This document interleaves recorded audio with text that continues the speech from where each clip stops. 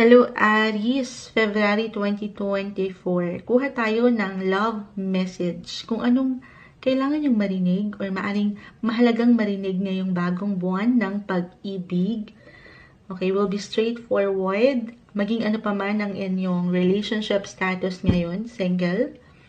Okay? In a relationship or married.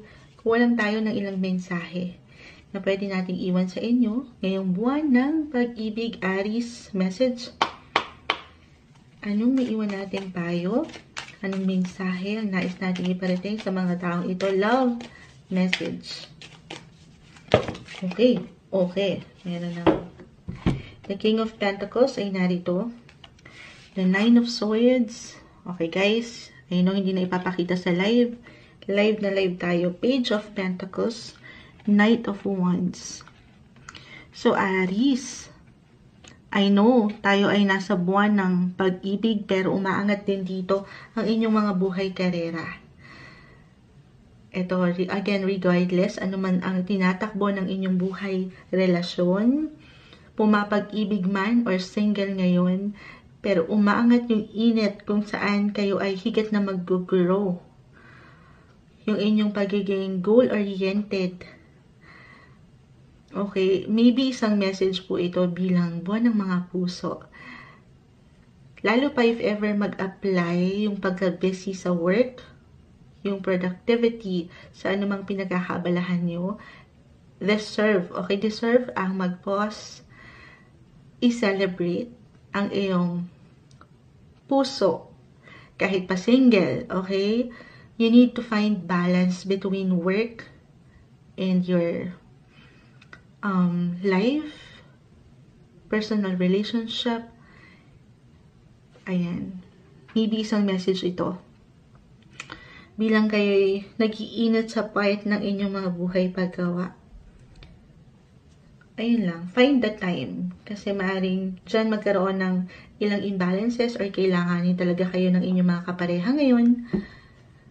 For singles, if ready to mingle, walang masama. Okay, pinapaalalahanan ka nga dito ng cards na maging bukas ka sa ilang pwedeng tao. Okay, or kahit sa simpleng pakikisalamuha lang ito na may kaugnayan sa trabaho, try to enjoy din. Pasayahin ang mga puso sa inyong mga paraan. Okay, sari-sariling paraan. Deserve ang sumaya.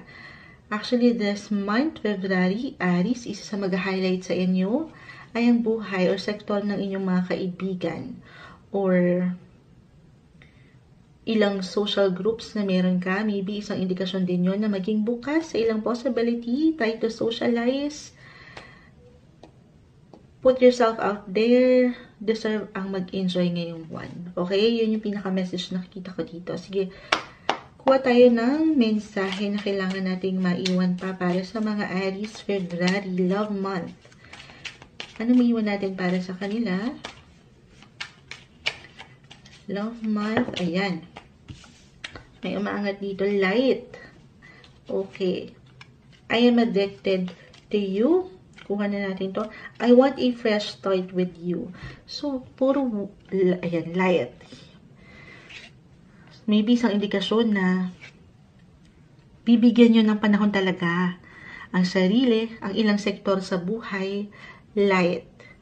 Or maybe merong magliliwanag na aral or katotohanan at dito maring binibigyan ka ng pagpapayo, Aries. Bibigyan mo rin ng tuon yung ilang sektor sa iyong paligid. Ang iyong kapareha or kung single, magiging bukas sa ilang possibility. As I've mentioned, I am addicted to you. So merong parang pagka-miss dito. Or why I feel na parang merong nagpo-push sa inyong mga pakiramdam to commit or I want a fresh start with you. So, meron ilang possibility, magandang posibilidad at potential pagdating sa love ngayong buwan. Kung inyo lamang itong pagtutuunan, pahihintulutan, magiging masaya ang inyong mga puso. Deserve ang maging masaya. Kahit pa sa mga pagkakataon, especially for some of you na nasa malayo. Okay, I mean, nasa long distance connection, okay? Andito. Paligay, deserve, ayan, puro deserve sa pag-ibig. You deserve to love and be loved. Okay? So, love, love, love lang ngayong February 2024, Aries.